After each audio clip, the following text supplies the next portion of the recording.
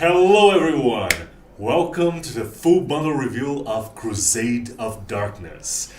Hi guys, Matheus here, and as you can see, we have. I think we have. We may have overdone it. I think we have. We may have overdone it. We have a table full right in front of us that is not gonna be like. I know. Yeah, it's just crazy. Yeah, this is crazy. We have a lot of stuff to get through today. We do have a couple of announcements before we get to the actual minis of this bundle, which is pretty crazy. It is December. It is a Christmas month, so we will have a little bit of live sculpting today. With us today, we have Daniel Danny Boy Sanchez sculpting a Christmas ornament. It's been a while since we've had live sculpting, and we wanted to bring it back so we could enjoy a little bit of Christmas time with you guys, a little bit of holiday spirit, right? So maybe Alvaro and Robson will be joining us as well, sculpting their own ornaments. But since we've been having some technical problems, some internet problems, as you probably noticed from the trailer going a little awry. But they might be joining us, but we're not sure yet. But anyways, Danny Boys is with us sculpting one of the ornaments for today. And we have a couple more announcements before. We do have a lot of stuff going on in December. December is kind of a little bit of a crazy month for us. Of course, we did this, and we are going to talk about the giant turtle in the room. We're going to get to that. But before we do that, we do have something coming up next week, right, Matt? Yeah, so as you've probably noticed, we've been communicating with our community for the past few weeks because Journey to Nidavellir is right around the corner. It's a reiteration of the Journey to Valhalla, which was a big hit last year. And this time we're bringing to you guys like Viking dwarves, basically, right? So the launch is gonna be next week. We've been preparing lots of great stuff for you guys, and one of the things that we actually posted probably about 10 days or 11 days ago or something like that was a trailer for this new product, which we'd like to share with you again right now, since there might be some of you who hasn't seen it yet. So yeah, there it is. Let's go. When the humans got to Utgard, after braving perils at sea, they came ashore in relief. Because, well, they did not know about the giants. The giants were lords of the surface as my people ruled beneath the mountain. To survive, the humans would need our help, but we are a people torn asunder. Dwarvenkind was one industrious people. Together we dug, we mined, we forged, and by the sweat of our brow, we built the underhalls of Utgard. But we dug too deep, mined too greedily, so forging the instruments of our downfall. We brought upon ourselves the day of thunder. And ever since, conflict has brewed in dwarven hearts, for lightning brought great power and great pain to the mountain. The Torsadur fiercely held on to the old ways. They mined the Thunderstone and created mighty arms and unbreakable armor. They expanded their kingdom underground, creating great bastions against the dangers below. The Wodengard saw the need to break with tradition. They studied the Thunderstone, harnessing its power for their runic magic. They expanded their kingdom above ground and hid their great libraries from the giants with prodigious magic. The Kragudur were lost to the corruption. On the day of thunder, they were on the deepest mines and could not escape. They were bound to the Thunderstone, and its unchecked power brought on the madness. Their city sprawled on the scars of the mountain, and they grew into something monstrous. Which of them is right? You must be wondering. Right and wrong. might, and power? Well, that is for you to decide. On your journey to Nidavellir.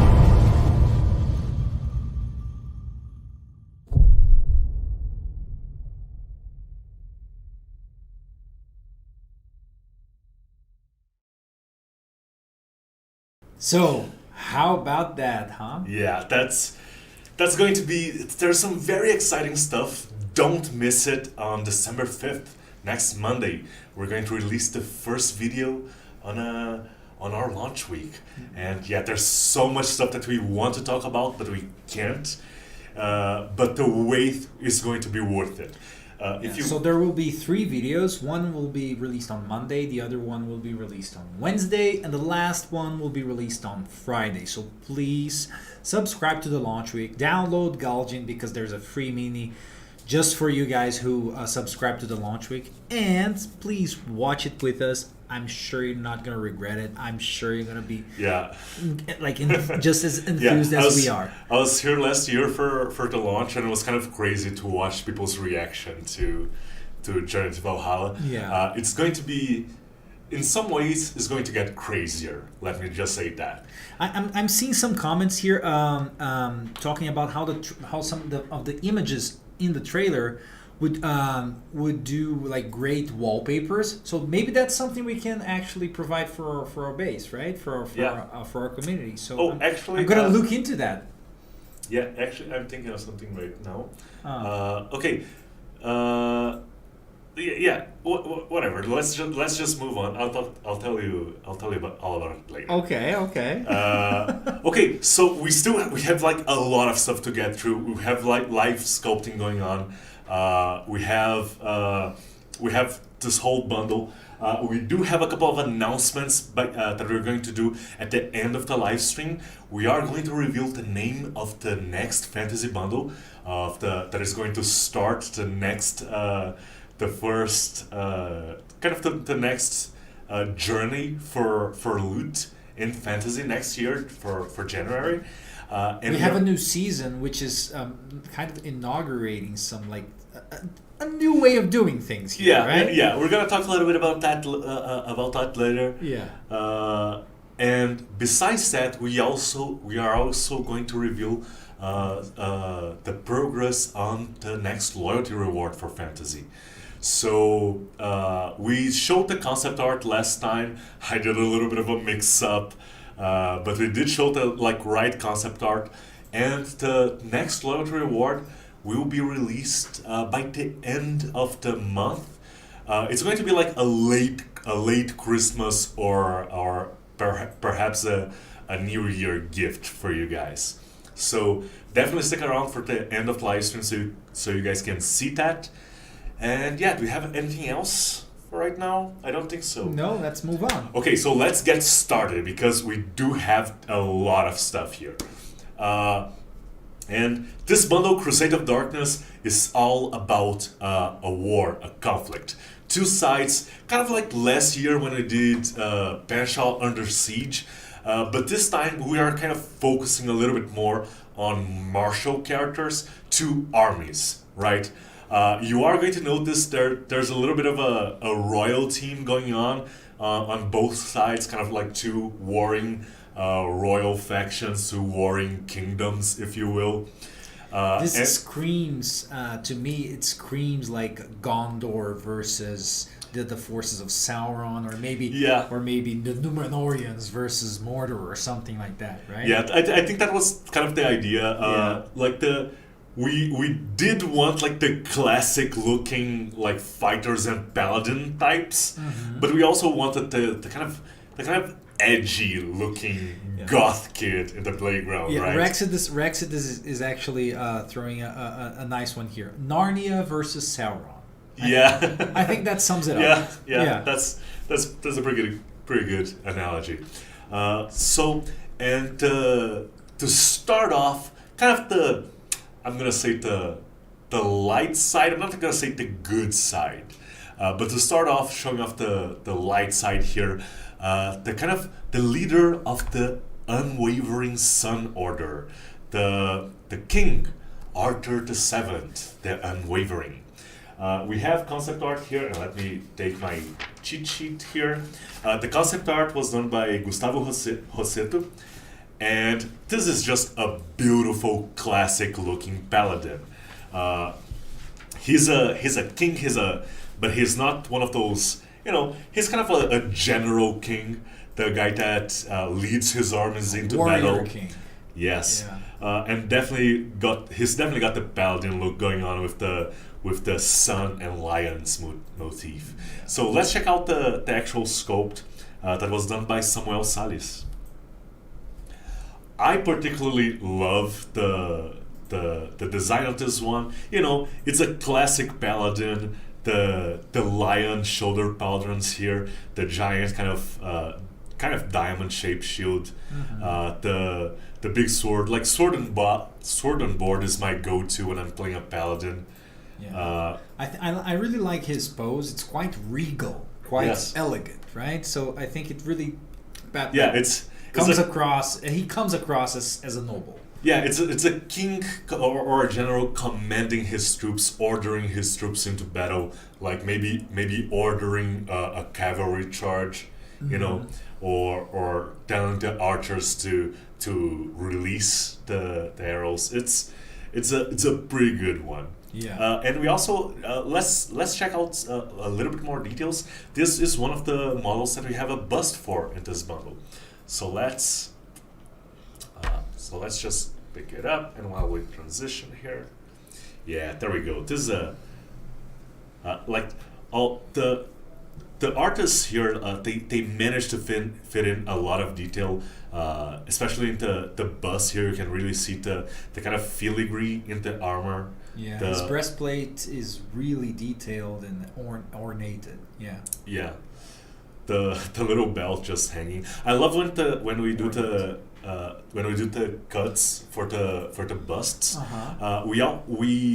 We always leave something kind of hanging, kind of going down. It's not just a straight cut. And sometimes we even have to change things a little bit, to change where a cape is cut, or where a piece of clothing ends, the way things are like the position of the shield here was changed to make the bust interesting on its own, right? Independent of the actual of this 32 and the 75mm model. So this is our King Arthur, and it's a pretty badass, kind of like late 40s, early 50s regent paladin type. And of course, you can use it as this is definitely a noble, kind of a noble background character.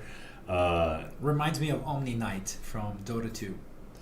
I've never played Dota 2. Oh, okay. You're forgiven. I remember playing Dota, like the original Dota, like a long time ago. But this is King Arthur. So without further ado, let's move on to the next character. Actually, let's check out the sculpt. Yeah, because we can actually see a little bit of what's going on here, and I think you guys are gonna like what's going on. I certainly do. Is that a dragon? No, I think it's a little. I think it's like a goblin, a goblin or a gremlin, or I think it's. It looks a little bit like a quasit with the maybe with the two pairs of horns. Yeah, maybe a devil. Yeah. It looks. He went very, very fast, right? It was a ball like 10 minutes ago. That's quite amazing. Yeah, that's going to be a nice ornament. I don't know if it's going to be one of the hanging ones, or if it's going to be like a Christmas tree topper or something. I guess we're going to figure it out. Okay, so let's move on to our next character. And king needs his queen. Let me pick up my little cheat sheet that I dropped here. And the next character is his queen. Her Queen Majesty, Diana. Her Majesty the Queen Diana. Yeah, the Queen Diana. It's something that I think a lot of people in the 80s were hoping they were going to be able to hear someday. Yeah, right? I guess so. Yeah, it's she's we have a lot of characters that are really, really heavily armored in this bundle. And with her, we want to do something a little bit different. We want to give some cloth and some fur textures. We always try to keep the bundles interesting. And she does wield a sword, though. She does wield a sword. She's not toothless. Yeah. The concept art here was also done by Gustavo Rosseto. And the sculpt was done by Fabian Cardoso. And I think it's, she does have a little bit of a departure on theme from the rest of her clan, if you will. She does have the giant kind of fox fur. But I think it's one of those things. Maybe the symbol of the royal family is the lion, and the symbol of her family is the fox. It's a little bit like someone keeping their maiden name. Or maybe it's the symbol of her position, like a high counselor to the king. Maybe is foxy in the sense of she's smart, the cunning. She's Diana the cunning. Exactly. Right. I absolutely love this one. I love the way the cloak is moving here. I love her hair, the kind of like this kind of like a dog-sized fox, right? That was it's quite a large fox. It's quite a large one. Yeah. But we have some large animals in this bundle, so it's true. Yeah. I like this idea of the fox being a symbol of her position, kind of like the hand of the king in Game of Thrones, right? There's like the pen, which symbolizes that position. Maybe something like that. It's an interesting thought. And I think the analogy also fits. It could be something like the lion defends the pride, but the fox is thinking ahead, something like that. I absolutely love this one. It's one of my favorites from the set. I like my favorite ones from the set are all from like the paladin side of the bundle. I'm a paladin, stan. I really, really like that kind of aesthetic, that kind of look. I quite like some of the quote unquote good guys, but there's one on the other side that I really love, but we're going to get we're going to get to that. Okay, so let's move on to our next character. We're kind of going through it a little bit fast here today, folks, but it's because we have a lot of stuff to get through. So our next character is the princess, the daughter of Arthur and Diana, and is Princess Artina, the impetuous. The concept art for this one was also done by Gustavo Rosseto. When we want to do, a royal family or a particular crew of a ship or something like that, we tend to give a set of concept art for a single artist to do. And that's to assure that they're going to have the same language, right? They're going to look very, very similar. Like a visual cohesion. Yes, absolutely. That's exactly the word I was looking for. Gustavo did an amazing job with these ones. They are all like very, very different and unique. But you can see where they would connect. You can see like where the similar symbols and the similar kind of even the kind of appearance. It's one of those things like you look at a kid and you can tell that that's really the father, Mm-hmm. That's really the mother. The resemblance. Family resemblance. Yes. Let's take a look at the sculpt, and this sculpt was done by Victor de Paula. And let's take a look, and we actually have a couple of versions of this model, and we're gonna get through those. I'm gonna show this one first, and then the bust, and then kind of the big one, because that's going to take us into our next character. So she is wielding a spear, and she does have she is the kind of the mount, quote unquote. Yeah, it's just just a jousting shield thing, but it kind of looks cool, right? Yeah. It is one thing that we like to do. We add some asymmetry to the characters. It makes them look a little bit more interesting. So if they don't have, they usually have an asymmetric pose, because it makes them look more believable as human beings. Yeah. Human beings don't tend to stand like perfectly perfectly straight and perfectly symmetric all the time. We lean a little bit to one side or the other. I'm very partial to this like side cape thing. Yeah. I really, really like that. Yeah, that was actually one thing that people actually did. Like if you look at a couple of medieval paintings, like you see the knight wears the cloak over the armor, especially in like cold regions, because it's a necessity. Once you get indoor, it becomes a little bit troublesome. So you just pull it over one shoulder and kind of wrap it around one arm. And yeah, it's a thing that actually happens, and I love that she also has the lion shoulder pattern here, but it's different from her father's, right? Her father's like kind of a great. It's her father's lion is kind of Mufasa, right? It's the great big adult lion. Her lion's kind of still growing, let's say. But let's check out some more details because she does have a bust, I believe. Where's It's right oh, here. it's right in front of me. It would have bitten me if it was a snake or something. Yes. There we go. You can see all of those little details and the etchings here. They do have a sun motif. This bundle does have a theme of of light versus darkness, of the sun versus the approaching shadow. Yeah. That was on purpose. We created the Ashen, which is kind of the quote unquote bad guys for this bundle, and they have quite an interesting story that we're going to get to. This is a big, like, respectable spear. I really like this one. It's one of those spears that it's almost a glaive.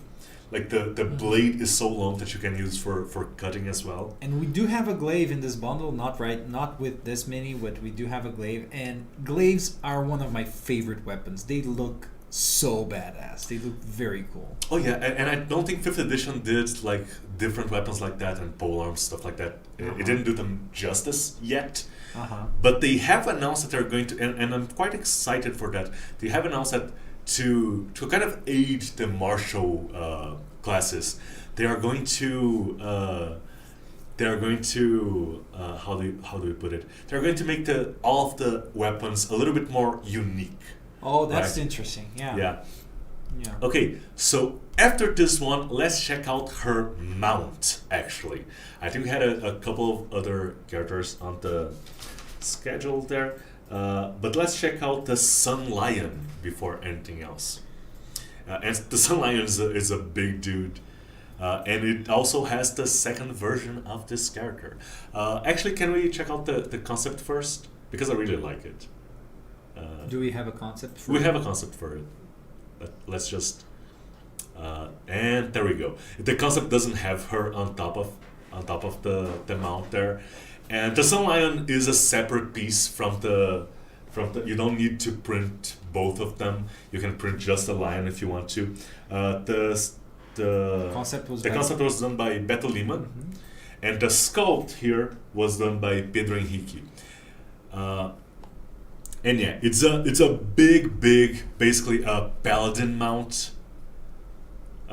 We created our own, right? We could do a unicorn, or I could do a griffin, but we have kind of already done a griffin for. We have kind of already done like a couple of griffins, I think. We have done a lot of stuff that is already on the players or on the DMG, or our options in the player's guide, right? We wanted to do something original. Have we done a griffin mount? I'm actually not sure. I think we may have one from before I joined Loot, but I'm not sure. If we haven't, we should get on that. Yes. The Griffin is one of the classic ones. But we decided to do one of our own. Like the horned lion seems like a very, very badass mount. Yeah. And we do have a pose for Artina here on the lion, but she doesn't have to be here. Let me just peel her off. And yeah. There we go.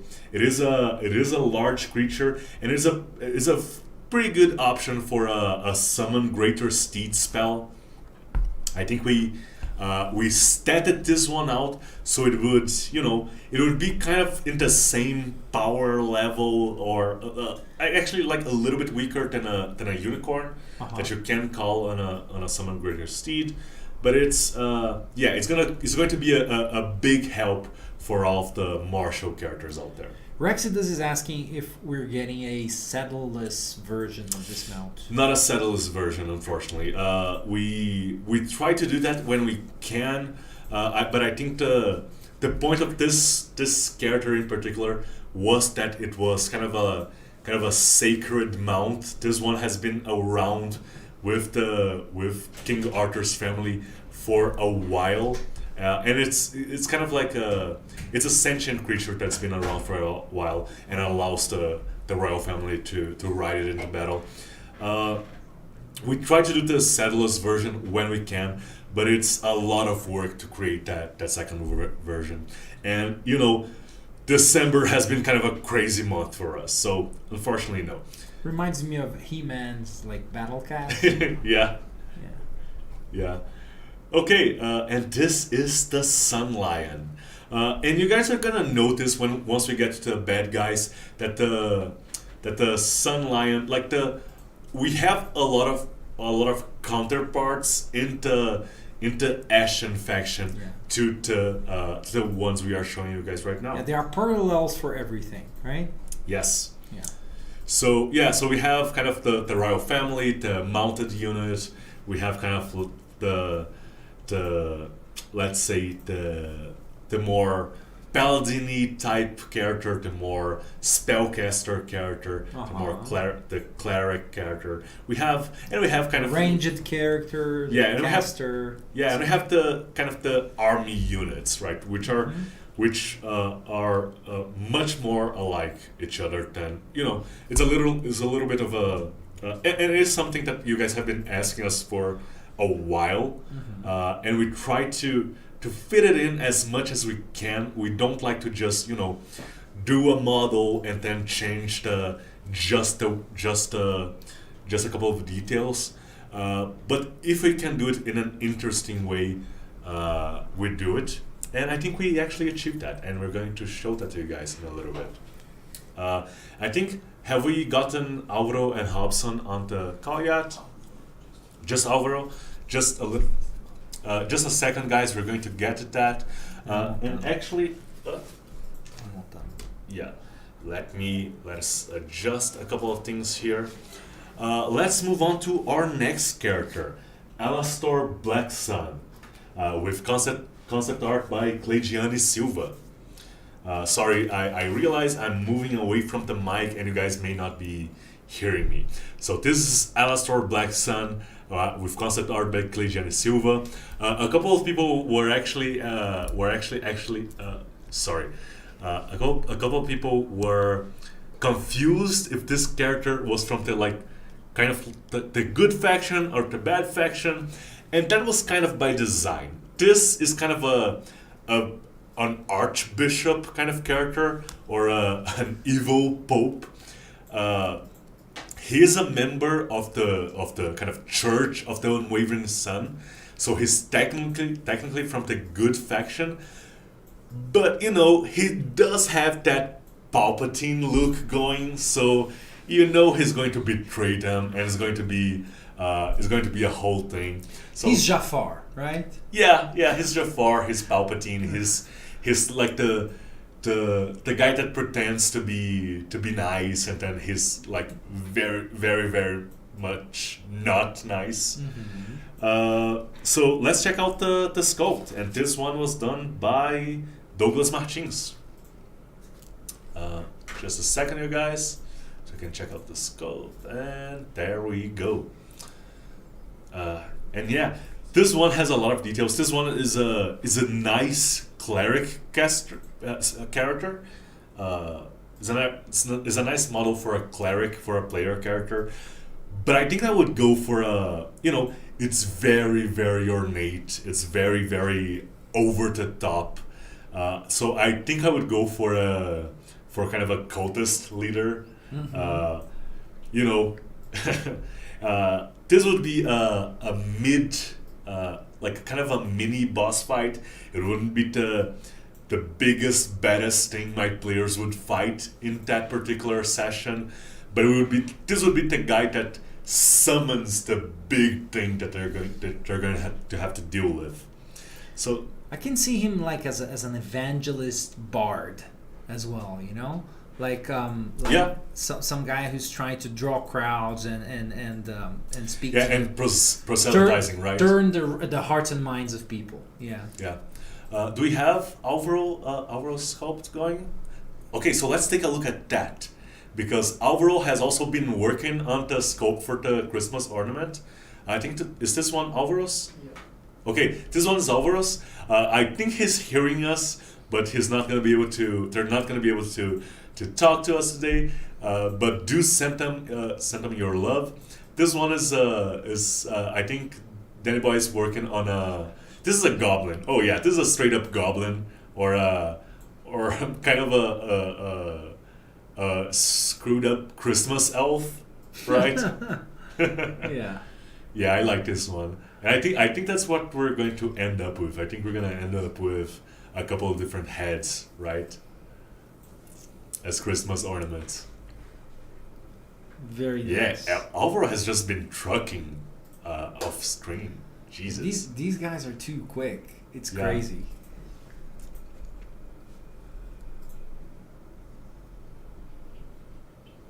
There we go. Yes. Okay, so do we have... I think we're adjusting a couple... Do we have... Okay, we're going to wait a little bit more for Hobson to join. So, yeah, this is Alastor Blacksun.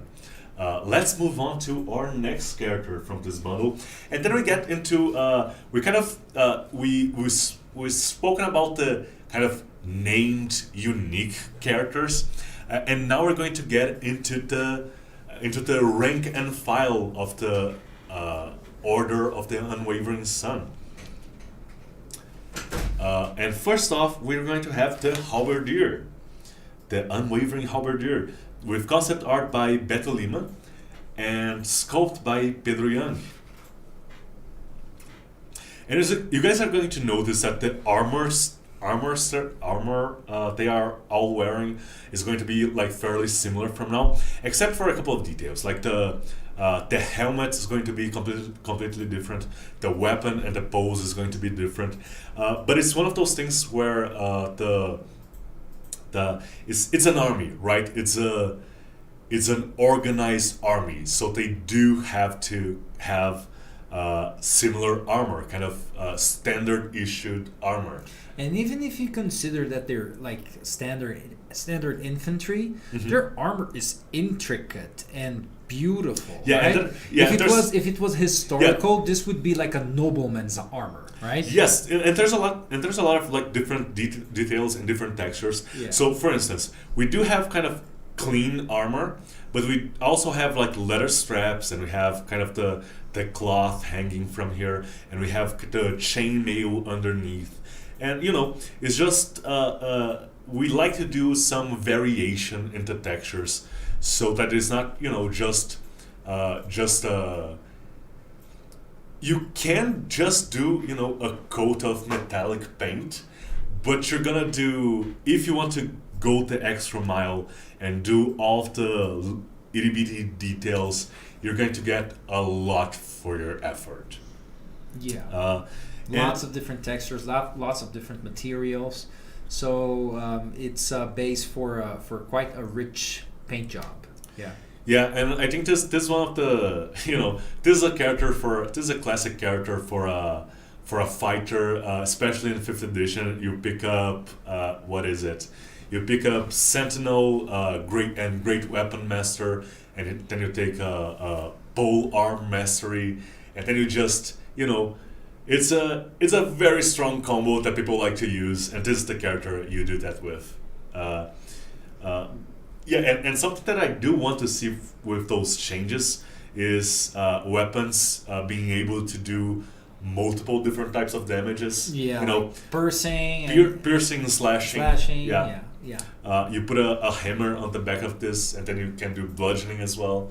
So I want to see a little bit more versatility. You know, the game has to catch up with the awesome minis that we are able to do.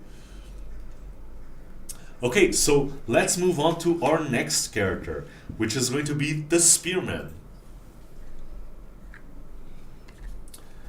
And the Spearman here, it's rendered by Betlima as well. All of the the rank and file characters that we're showing right now were done by Betlima. As I think that we said, we wanted some cohesion in that, in the general idea of the armor and the general look of the characters. So yeah.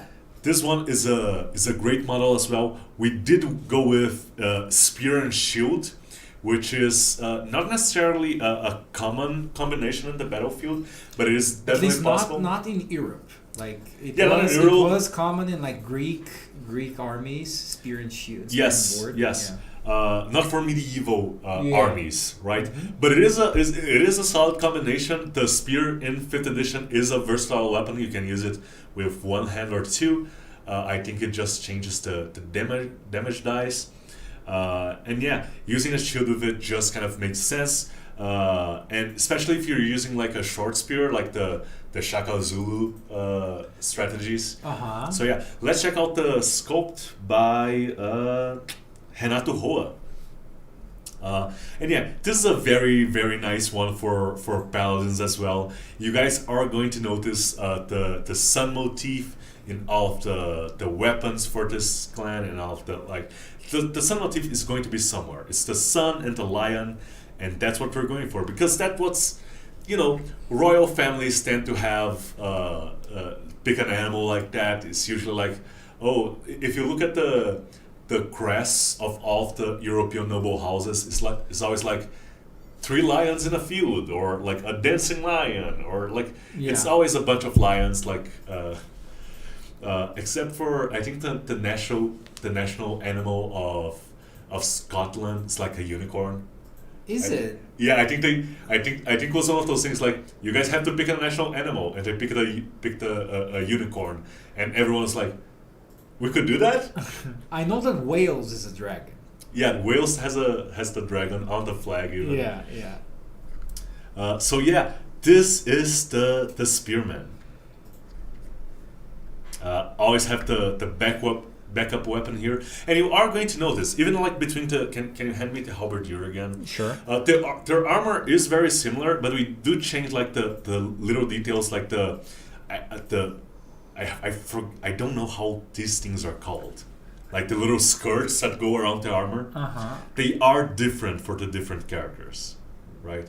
So the armor does change like that. And it it's little things that make the characters look very, very different. So yeah, this is the Spearman. And next up we have the Swordsman. So let's check out the concept art for the Swordsman, also done by Betlima. And yeah, this one, again, sword and shield, and it kind of, someone pointed it out to me as soon as it came out. This really, really came out looking like Goblin Slayer. Yeah, and another. And I think it's kind of like the rounded off helmet. Let's check out the sculpt, and the sculpt here was done by Douglas Martins. Douglas always does a solid job for us. This sculpt really, really reminded me of the Warcraft footmen. Yeah, the Warcraft footmen, especially the ones that kind of show up in the opening cinematic. Yes, sir. Yeah, the long kind of.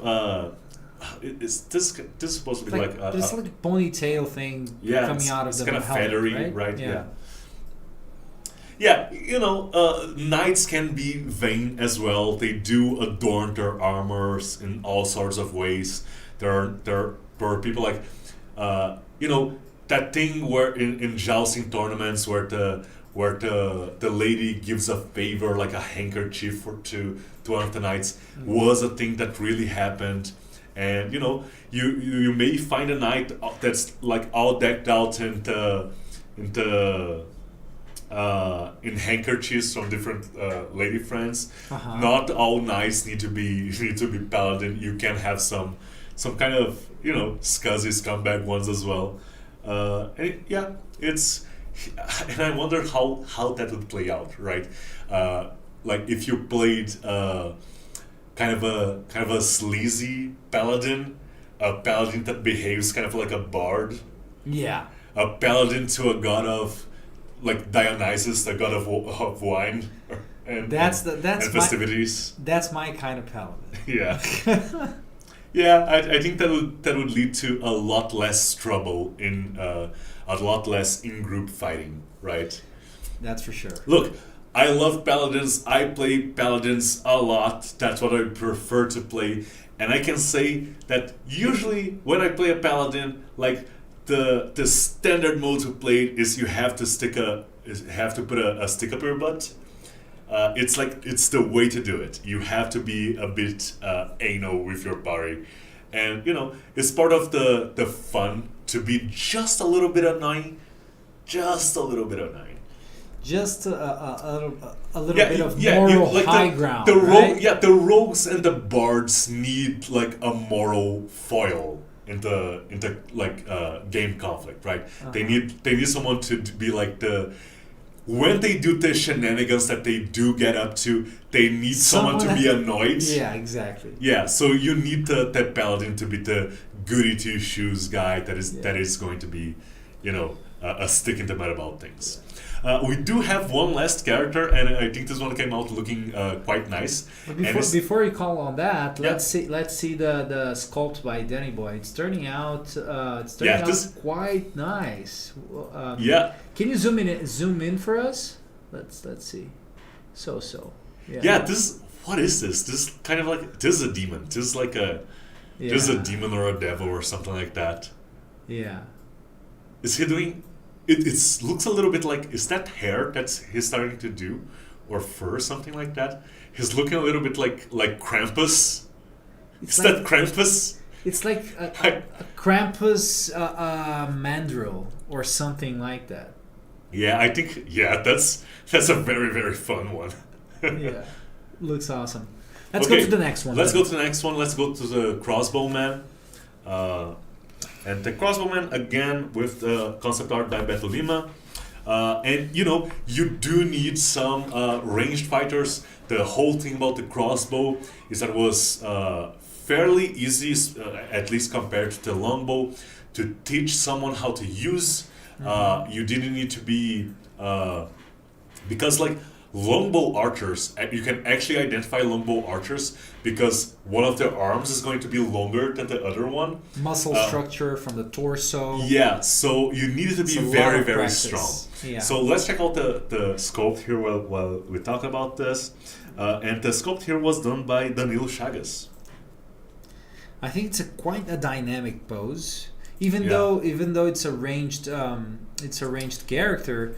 Which they normally sit on a very stable pose to take their shot. This one seems to be in a very dynamic pose, which is really cool. I think the crossbow does allow for a little bit more. It does give a little bit more leeway into.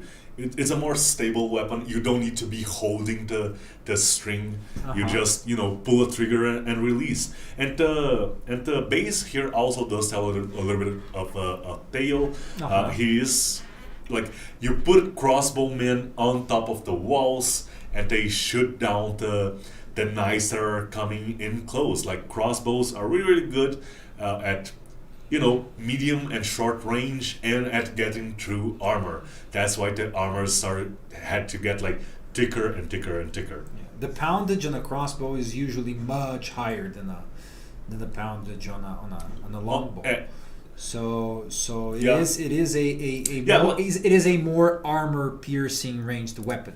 Yeah, it's a bolt. It's usually you get to make the bolt maybe even especially the head of the bolt maybe a little bit heavier. Uh-huh. You get to do a lot with a crossbow. Crossbows are kind of underrated. There are a lot of different kinds of crossbows. Some of them you have kind of crank up. You have to use a thing to crank them up.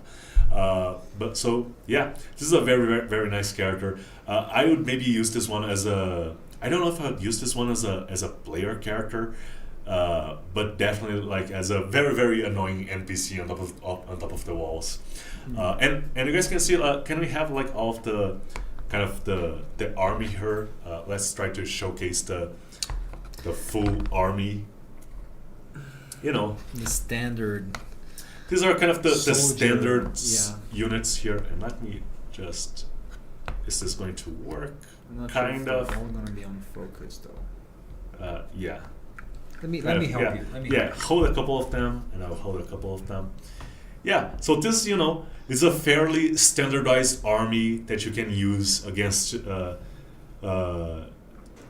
I think this one is going to be very, very good as well for war gamers. Yeah. You want to build a particular army, this one is going to be very, very nice for you. I think that this bundle specifically is very good for someone who'd like to build like a chess setup with like fantasy. Yeah, we actually thought about this, and we almost did a chess set for this bundle. Unfortunately, we didn't have quite enough time, and that is an idea, right? People have asked us to do a chess set, and they have been asking us for a long time, and it is something that we want to do. But we want to do, we don't want it to just be an add-on thing. We want it to be one of the big things in the bundle. So that is in the back burner. We're going to get to it eventually. Yeah, but this bundle is perfectly fine. This kind of works. Yeah, the anyways. siege engines can be the towers. We have like the steeds can be the horses. The knights, yes. We have like there's the minstrel here, and there's the bishop here that can be the bishop. There's right? the queen, kings, queens, yes, etc. So I think we have it all. Yeah, for a we chess do set. have like all the pieces that you need. We just kind of didn't go through all the trouble to assemble it for you guys. But yeah, don't worry, that's going to be coming sometime in the future. I'm not going to make any promises because people. We're already promising Yeah. lots of stuff lately. Yeah. Okay. Okay, so let's move on to our next group of characters in this bundle. They're kind of the shadowy, quote-unquote evil guys. The individual characters in this bundle are not necessarily evil. And even if they are, it's more kind of a lawful evil.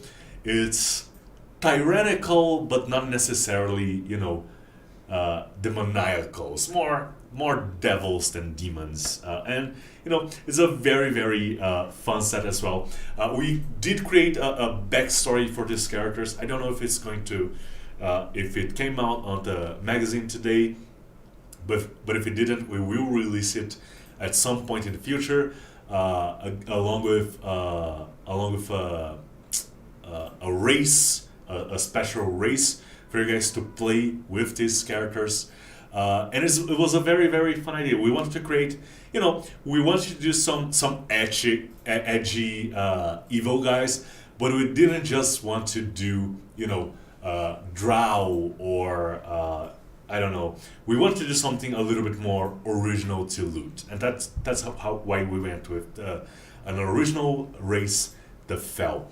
They are very, very gaunt, and the backstory with them is that they were... Their kingdom was going through a very, very tough time, and eventually their king made a deal with a dark entity, and I believe it was actually Adrachne, the Lord of Bones that we did, the Demon Lord of Bones, and he made this deal, and he tried to treat the demon so that he would save his people and that they wouldn't have to sacrifice too much in return. But, all those deals tend to backfire. Is a really monkey's paw kind of situation. And now they have to be conquerors. They're spreading the darkness. Darkness actually gathers around them. You get enough ashen ones in one place, and the sky grows dark. The clouds of ash block the sun, which is which is a very bad thing if you're not, a semi-undead people. Yeah. So yeah, let's start with the first character from this set, which is going to be their king. It's Dante, the Fallen Regent. And Dante here is quite a tragic character, actually. The concept art here was done by Felipe Marino. He's actually quite a tragic character. We do have a mausoleum in this bundle. The mausoleum is the mausoleum of his father. He did, not wanting to spoil too much, it's a very, very kind of... tragic story. It's a tragic story. It's one of those Shakespearean or Greek tragedies. A lot of family members killing family members, like people getting fulfilling prophecy by trying to avoid it, stuff like that. The whole vibe of this race kind of reminds.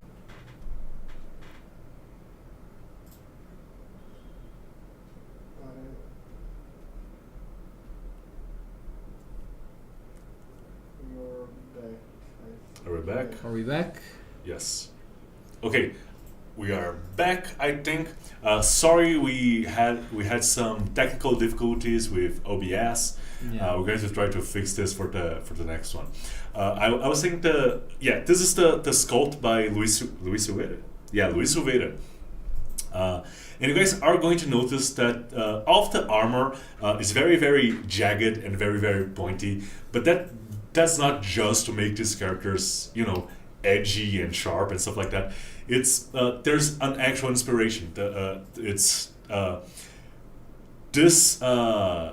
particular army, they are religious fanatics, right? We have a theme of that going on. They have a big cathedral that they just carry around on a giant monster's back. It's Gothic cathedrals and Gothic structures tend to be, very, very pointy, very, very tall. And that's what we're going for here in the armor as well. So that's why they look like this. This is a very nice sword. I specifically like the pommel here, because you can definitely turn the sword around and use the pommel to club something, which half swording is a thing. You true. grab it you grab the sword by the blade end, and get through some armor if you're not able to cut it. And I He think looks very aggressive and very cool. And I love the detail here. We're not going to be able to show this in the busts because it isn't the knee over the knee here. The knee covers are the face of the Titan. very cool. That's very cool. Yeah. And he also has this regal pose, right? This kingly aspect to it. Yeah, his helmet just also looks like a giant crown, right? Yeah. Let's show more detail dignified. on the busts here, and let me get my big arm through here. I don't think and there we go. Yeah, and in the bust you can see all of the little details and the very intricate. And the wear and tear on the armor here, because their faces are kind of wrinkly, kind of a dead person that is drying up. Yeah. And the armor kind of reflects that as well. It looks like skin pulled over flesh, right? Yeah. Skin pulled taut over flesh, kind of like it was mummifying or something. Yeah, I love these characters. Of course, all of these characters were made to be. You can use them as the bad guys. They are, but you don't necessarily have to. I think this would be kind of a badass paladin as well. Or you can use this as a death knight and just death knights are fun to have around. Yeah. He is quite the death knight, that's for sure. Yeah, death knights are fairly annoying if you don't know, because they have kind of the worst and best kind of immortality at the same time. even if you destroy them, they come back unless they are redeemed. That's the curse. So Yeah. they are very annoying to deal with. But I think that an even like cooler Death Knight is his daughter, but we're gonna get Yeah, it. we're gonna get to that one. And let's check out his wife and his queen actually, Margaret the Fell Pontiff. Margaret here has concept art by Felipe Marino, and let me grab her. Where is she? She's here. Yeah, there we go. And she also has a bust. Yes. Yeah, and this one was the one. I think both of the queens are going to be great for painters. This one, I absolutely love it. Again, in a regal pose. The sculpt for this one was done by Luis Silveira. It's a very regal pose. She has the scapelet thing going on, plus the dress here. It's going to be very, very fun to paint. She's not as bulky as the king. She's a badass cleric, that's for Yeah, sure. and one of the things you guys are going to notice with her specifically, but also in a couple of other characters, is the kind of the trident theme on them. So 3 points on her trident here and on her crown. And This is the on very trident that we used for the logo, the bundle logo. This is Yes. the very one. Yeah. Yes, and you're going to notice like this particular thing in a couple of other models. I think her daughter also has like a 3-pointed crown. So yeah, this one's going to be very, very fun for people to paint. I want to see what people are going to paint this as, because I think when we designed it, we considered it as black metal, but painted as bone white is also a very, very good option. Yeah. She could go. You could go for a necromancer with this character, for a dark cleric, or depending on how you paint it, it could be some sort of fighter as well. Yeah, I can totally see some of the materials used in their armors and clothes be like mummified remains of some animal or something. I like that. That's absolutely gross, and I absolutely love it. I like gross stuff like that. Yeah.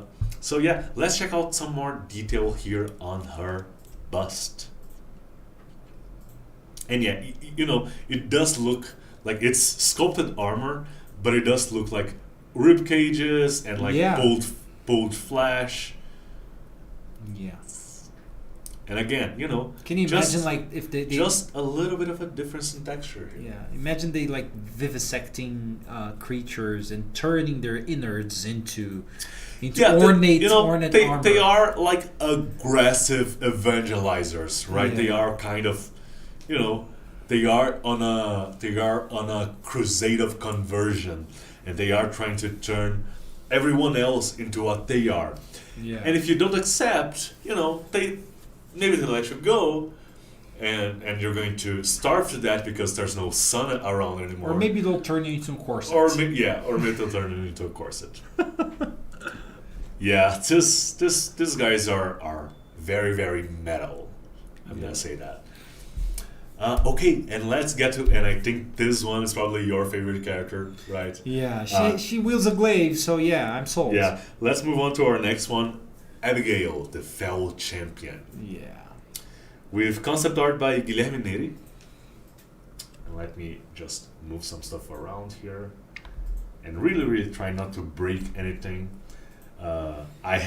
We should really have a sign up here, like, don't worry, guys. We should really have a sign here. No minis broken here in so and so days, right? 0 days. How? No Yeah, we're accidents. always breaking We have stuff. had no accidents for 0 days. Days, yes. 0 days, 0 hours, 0 minutes. Yeah. Okay, so yeah, this is Abigail, her concept art by Guilherme Neri, and let's check out her sculpt by Andy Bruning. Yeah, do you want to take this one? Do you want to talk about this one? Well, yeah, sure. like I said, I love glaives. I think that's the perfect mix of a sword that can actually like hit further, and it looks really aggressive and cool. So, and I think it also goes really well with the fact that she has her own steed, her own mount. So a weapon that has like this versatile reach is very interesting. I think that her armor looks absolutely beautiful. Her armor it strikes me as something like medieval Batman would wear or something like that. Let's show a little bit more detail here on the bust. And like she does give me specifically like those, the Castlevania animation, the Castlevania vampire armor vibes. Or the vampire armor from like Skyrim as well. Very like layered armor with like swoops and a lot of little points. Yeah. Since we're talking about her hair is gorgeous. Actually, I'm just noticing like the way it's flowing in the wind here. Yeah. Like it looks a little bit like a L'Oreal commercial. Yeah, that's something that our artists do really well. Like flowing hair and capes and gowns and stuff like that is something that artists here at Loot deliver. They really deliver. Yeah, and it is part of the toolkit, right? We need to use all of the tools that we have at our disposal to make the model look alive. Yeah. So cloth, hair, fur, stuff like that we can leather that we can make bend and we can show in the middle of a particular movement. Yeah, it makes it all like that much more dynamic. Yeah, it right? makes everything like kind of vibe together. Yeah. So let's showcase her mounted version, and then we're going to show talk a little bit about her mount. This whole thing, while you show her riding her steed, I just wanted to mention that this whole thing about having two opposing armies also reminded me of like Demacia versus Noxus in League of Legends. Don't you think that's an interesting reference or parallel? Or are you not familiar? I'm also not familiar. Sorry, guys. I don't play MOBAs. I haven't played the MOBAs since like the original Dota, and I wasn't very good at it back then either. I'm pretty sure the chat is gonna agree with me. Yeah. But Noxus is not. They're not necessarily evil, but they have this like they're edgy, right? They're evil looking, right? Yeah. Yeah. And this is Abigail, the Fel champion, mounting the Fel Hound. Is that the right name? Yes, it is the Fel Hound. I was in doubt because we changed the name of this one a couple of times. The concept art for the Fel Hound was done by Cleidiane Silva, and I guess we're showing it here or here. Yeah, here. I'm always confused by the little screen that we have there for us. I never know like which way to point, if it like a link is going to show here or here. I never know. I think there's actually a video for Journey to Valhalla from last year where I asked people, where's the link going to show? And people told me, point to your right. And I point, and in the video I'm going like this, and the link's showing up here, and I look like an idiot. But anyways, this is the Fel Hound. The sculpt for it was done by Renato Roa. We do have two different versions of it. Abigail, you can print her as a separate piece from the Hound. This one you can't, but we wanted to give you guys the opportunity of having the Hound by himself. So we have a separate Hound here.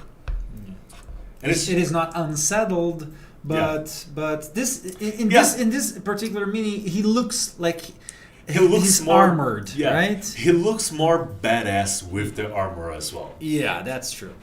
And this one, I think we also balanced it so it would be kind of in the same level as something that you can call with a summon greater speed.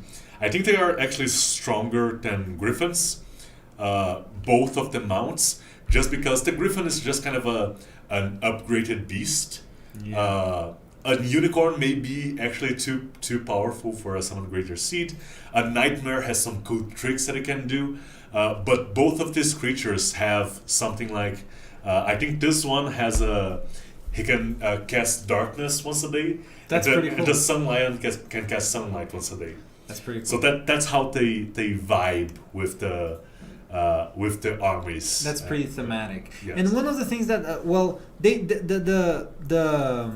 the darkness faction is called the Fel, right? Yeah. One of the things that had me thinking was that this Felhound can maybe be treated like a Fel unicorn. Maybe they did some experiments with necrotic magic. I think that's actually what happens. Like, to create a nightmare, you take a unicorn and you lop off its horns, right? And maybe to create a Felhound, you start with something like a sun lion, right? A horned sun lion, and you corrupt it. Yeah, and rip off his horns and make it drink make it go through the ritual of the ashening. And it becomes a thing. It becomes something like this, right? That's an interesting way to work it. Yeah. And you need to be like Voldemort levels of screwed up to mess with a unicorn, right? I think they are literally described as being the kind of the most pure creatures that can ever appear into the material plane or something like that. Yeah. So they are pretty badass. Yeah. Yeah, and it's pretty evil to mess with one. So you know it depends on how you decide to play these characters and how you decide to use them in your game. Yeah. Okay, so let's move on to kind of you're going to notice that the rank and file of this faction is a little bit more varied, and that's by design. I think the thought process behind that is that these guys are not just one standard race getting together. They have been going over and converting people for a long time now. So what happens is they have a lot of different types of people. Maybe they get a half giant converted. Maybe they get an elf converted. Maybe they get a human converted. Mm-hmm. You kind of a lot of different types of people can become Fel. We didn't do a small character because I think we wouldn't vibe well. It would just look funny. Imagine a Fel halfling. It would look kind of goofy. So that's why we didn't go for it. I did play a gnome Death Knight in WoW at some point. yeah, and it is part of the appeal, and it is fine. But it is a little silly. It is a little silly, and part of the fun is that it is silly.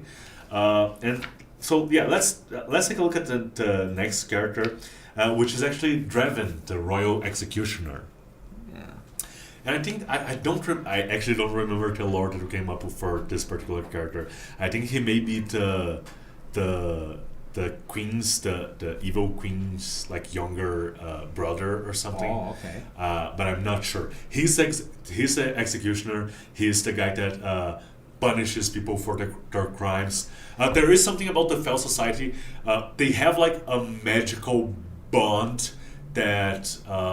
If once you become a Fel, once you become an Ashen one, you have to obey the people who are above you in the hierarchy. So that's a kind of set in stone. That's something that written in your bones, right, by the ritual. But they don't just use. They also have regular people who haven't gone through the ritual and that believe in the religion, and they send those people out to proselytize and evangelize, and those people sometimes they need to be punished. Right? Sometimes they break the rules, or sometimes they don't make their quotas of people. People to turn. The Fel they don't meet their quotas. The Fel themselves are are always going to obey. They're very, very lawful, but maybe some of the people that are in the process of being converted are not. So this is the Driven to Royal Executioner. The concept art was done by Guilherme Neri, and the sculpt here was done by Danilo Chagas. I really like this idea of them having to convert in order to rise above the ranks or something like that, and maybe it's you kind have of to like fill your quota. it's kind of like a multi-level marketing of like an extra evil multi-level marketing. Yeah, it's like it's a pyramid scheme of like selling souls. you have to make people sign off their souls as much as you can. One could say that they couldn't think of a more evil pyramid scheme, but we made it. Yeah. Yeah. Yeah. And I think we actually need to talk to our artists about something. I think we're getting like a lot of nipple rings, man. It is something. It is an extra texture, right? It is an extra detail to add. But I think we may have hit our quota of nipple rings for this year. Let's save some nipple rings for next year, maybe. And next 3 years right around the corner, actually.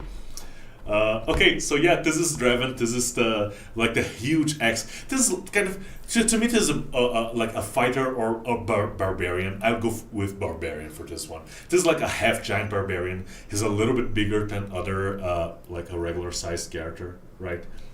He's a little bit taller. He's almost like and like this is not a short character. Mm-hmm. This is a 6'2", 6'3" character. Mm-hmm. This guy's taller. This is a little bit like the Mountain from Game of Thrones. Yeah. So I don't know. I see him as performing some sort of ritualistic role. So maybe he can be like a hex blade or like some of the magic inclined martial warriors, but in the sense of being, because an execution is a ceremony of sorts, right? Yeah. So I see him in this ceremonial especially role. For these people, like everything's probably a ceremony. Yeah. Okay, let's move on to our next character because we still have quite a few things to go through. Let's take a look at the Fell Warlock. And where is that one? It's right there. Here. Yeah, there we go. Oh, it's another thing that I think it's very interesting to point out. I think you've said it before, mm-hmm. but everything has a parallel, right? In both sides, but not only a parallel in the sense of role, but sometimes even the sense of the pose, right? And I think that's going to be clearer with this mini specifically, and the pontiff from the other group. Yes, and not only that, only that, but the sword and board guys. The sword and board guys have very similar poses, but we can compare them when we get to the sword and board fell guy. Yeah, the concept art for this one was done by Cleidiane Silva, and the sculpt was done by Rafael Sui. And I think this one, and you guys are going to notice a little bit more variation in the styles of the. As I said, a lot of different people got converted, and this is a great model. It can work as basically any type of spellcaster. It can work as a warlock. It can work as some sort of. It can work as a cleric, as a wizard. It has a big staff. It has like the swirling cloth around it, the spell effect on the hand here that is going to be great for OSL. Is it OSL or OLS? OSL. Object Source of Light. Object Source of Light. What am I thinking about OLS? I'm thinking about something else. Yeah. I don't know. Yeah. I think it's one of those things that like it is a thing that I've heard of once somewhere, and it just got lost. Rexodus is asking to compare him with a good counterpart. Yeah. They mirror each other. Yeah. Let's do the change to the. Let's do the other screen. We need to show both of them. Showing both of them here. Yeah. Yeah. There we go. There you go. Yeah. You see, yeah, it's. it's almost like the one of those face-offs before a boxing or an MMA match. You know, they are kind of designed so you can put them against each other like this. Yeah. So that's what I meant. Yeah, they mirror each other, and I think that's pretty cool. Yeah. Okay, so let's move on to our next character. And the next one is going to be the Fell Warrior, which is The this sword one. and board guy? Yeah. Sword and board guy. I'm gonna even get the Yeah. paladin side one so we can put them together. Let's check out the concept art first. Concept art here done by Felipe Marino.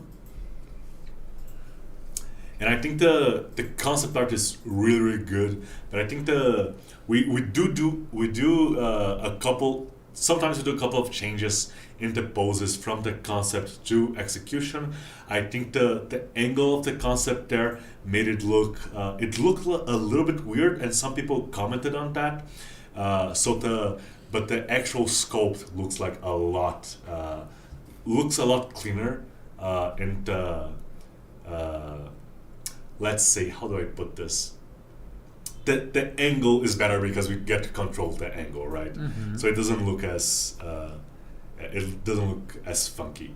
I just want to answer a question from chat here. Darren, seems that Darren is a new subscriber apparently. Can I buy these minis, or are they just available as a digital download?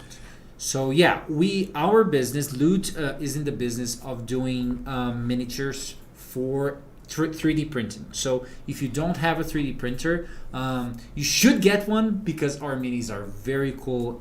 But you can only get them through 3D printing. We don't have them retail in any way. Yeah, another thing that you can do is that you can subscribe and get them models and just save them. A lot of people actually do this. They just hoard the models for a little bit, and then they ask someone to print for them. There are a lot of 3D printing services out there that you can get in touch with them and ask them to print a particular model that you want to. Or if you have a friend, you may be able to do that. Or if you join our community on Discord or on Facebook, you might be able to find someone that will print a mini that you own for you, a community member. So there's a lot of people out there that can help you out with that. Let's take a look at the sculpt here by Victor de Paula.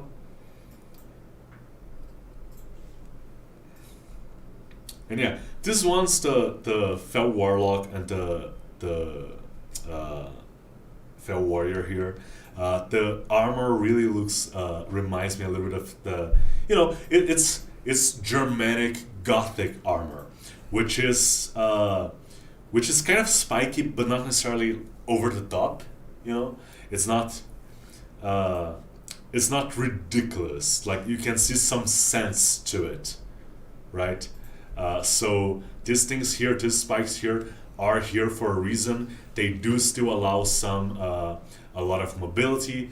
The joint in the shoulder pauldron is actually here, so you can actually raise your arm up, and these things actually protect you from sword strikes. Yeah. So, and here's even though it's highly stylized, you can actually see that they're functional as well, right? Yeah. Especially this thing. This thing is nasty in a bar fight. Yeah, that's true. This is him compared to the other guy. Like, they are getting ready to tussle. Yeah, and this mirroring poses are pretty cool. And I think that it harkens back to what we were talking about the chess set, right? Yeah. Having these be the pawns, right? Pawns. Peons, yeah. Both are. I think both are correct. Yeah, peons and pawns. Okay, so having them be the pawns is like ideal, chef's kiss, right? Yes. But these are very, very ornate pawns. This would be a very, very nice chess set. I think what I would do is I would take the 32 millimeters and I would scale them up a little bit. Uh-huh. I think the actual like official size of a square on a chessboard is a little bit bigger than an inch. Or maybe you get like a bigger chessboard so you can play Use with the 75. Yeah. That's what I would do. That's a dream. That's a dream right there. There's a lot of 75 models to paint. Yeah. Okay, so let's check out the next one, the Bard for this model. We decided to do the Bard in the evil guy's side, which is the Fell Minstrel. Let's take that there, and let me replace some stuff, move some stuff around here. The Fell Minstrel, we have the concept art there by Cleidiane Silva. And he's playing an unusual instrument as well. He's playing bagpipes. We have done a lot of bards already, and a lot of singers and stuff like that, and a lot of we have done like a couple of characters that were playing the violin, or a couple of characters with some sort of string instrument like a guitar, or what else have we done? We have done drums. We have done a lot of different things. And sometimes we like to experiment, and this is one of those experiments. I think this is a bagpipe wielding bard. It's going to be like, there's no way you're not going to hear this guy. Yeah. So yeah. You can't be neutral about this one. You're gonna either love him or hate him. Yeah. And I really like the choice on bagpipes because of what you were mentioning earlier about the gothic theme, about things pointing upwards, and I think that the pipes from the bagpipe actually gel. Yeah, they gel very nicely. Yeah, they look like towers. Yeah, right? they gel very nicely with the concept. So let's check out the actual sculpt, and this one was done by Renato Roa. Okay. Oh, and the Fell Warrior, I don't know if I mentioned it, the Fell Warrior was done by Victor de Paula. So yeah, the pipes actually look like, little fell towers. Yeah. Yeah, this one is very, very cool. Like it's kind of an armored bagpipe as well. Yeah. Like he really, really wants to protect this thing. I love when we do characters with like the long sleeves like this. They automatically look like cultists. Yeah. Yeah. This guy's a cultist all the way. Cultist bard. Yeah. It does look a little bit like we could almost fit this one into a sci-fi setting. Something a little bit more sci-fi fantasy. The tube does it. Yeah, because it looks a little bit like a gas mask. Yeah. So it could almost fit it there. It would fit in something like Dune, I think. Yeah, I'm with you on that. Yeah, a Harkonnen minstrel from Dune. Yeah. Okay, and I think we actually have our last character for today. Our last, small character that we're actually going to be able to show you guys in this camera. I just wanted to point out that this new subscriber is asking about 3D printers in chat, and our community is already helping him, helping him decide which one to buy. And I just wanted to thank you guys because you're awesome. Yeah, the community is awesome. The community is we amazing. We really love you guys. Welcome to the Loot community. Just by being here, you are already kind of part of it. The Facebook group has over 20,000 members. Yes. And it's very, very nice. Very, very chill. We also have our Discord. We try to keep everything clean, and we try to keep the discussions clean. We take whatever feedback people want to give us, and we try to avoid, people getting. We try to avoid anything inappropriate at all.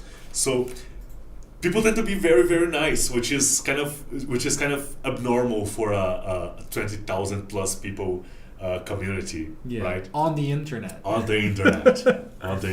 Yeah. So yeah, we do. All of our models are designed for resin 3D printing, just because that's what gives you the best level of detail. But some of the stuff, like some of the stuff we're going to show later today, we do make an effort to make it available in filament as well for FDM printers. So it's easier to do the bigger parts, right? Yeah. So yeah, we try to. When we do something like huge like this. Yeah, especially the ring. Yeah, the ring is a big one. Especially stuff where you're going to. The cleanup process is easier on filament, I guess.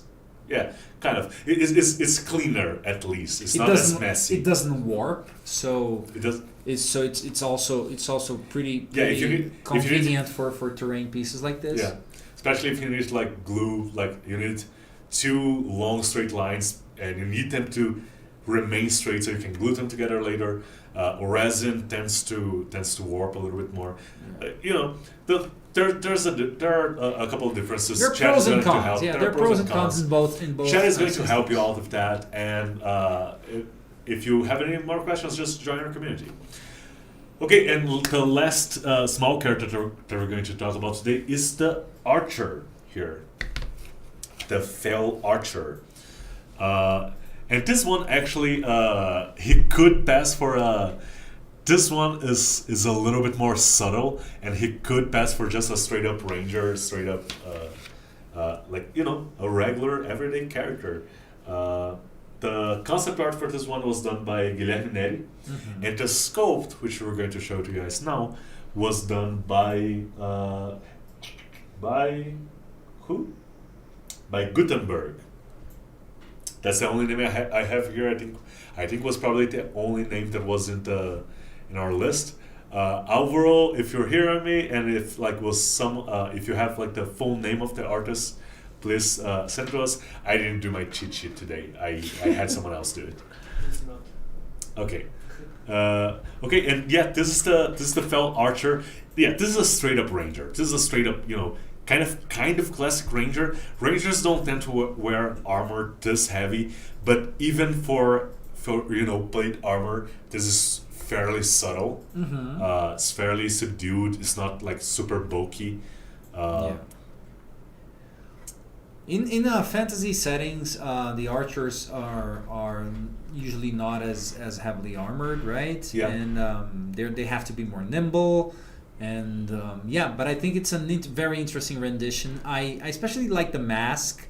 I think that it's really similar to the one from the cleric here, and I really like the style of this mask that dehumanizes the face, right? So you no longer recognize a human face because you don't see eyes, you don't see nose, you don't see mouth. It's just like some like textures and stuff, and I think that it's interesting because it dehumanizes the character, right? And it actually makes him look like there are a couple of kind of, they're not exactly holes here, but there are some details that may look like eyes, but there are so many of them that make them look a little bit insectoid, you know. So it makes them look like a hive. Right, yeah. Which is how they behave. It's a very, very rigid hierarchical structure. And when you don't show your face, you depersonalize, right? Yeah. You're not a person anymore. You're a drone, right? Yeah. Yeah. Okay, this was the last of the small characters. We do have some big stuff on the table here.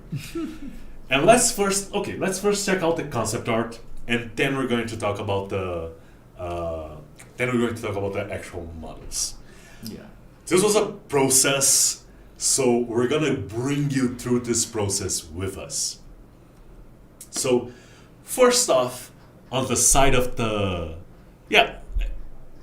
it was up there. It was above. Você chama Joca lá, Lucas? Just a second, you guys. I was too forward. You guys were seeing the top of my head. Okay, so let's check out the. So first off, let's talk about the turtle first, which is actually a tortoise. It's a very, very important distinction. You should not confuse those two. If you find a turtle trying to cross the road, helping it and like throwing it into the river on the other side, it's a nice thing to do. If it's a tortoise, you probably shouldn't throw it in the river. It's not gonna it's not gonna be good. So yeah, it's Goat Trot, the fortress back tortoise. The concept art here is by Daniel Senna, and we actually had 2 different artists working on the actual sculpt. We had Pedro Young and Wender Ferreira, and this was a big one. So last year we did the dragons. We did a red dragon and a silver dragon, and they were in this diorama base. They were in this diorama base. It was like a huge thing. The 75mm versions of them were a nightmare for us.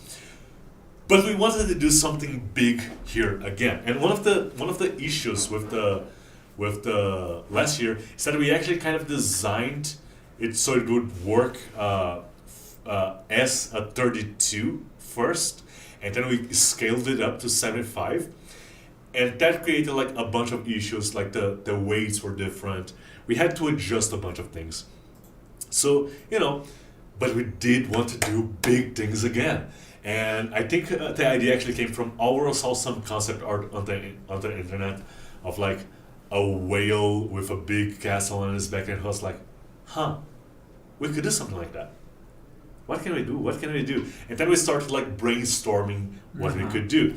And we end up with 2 huge creatures. They are beyond gargantuan.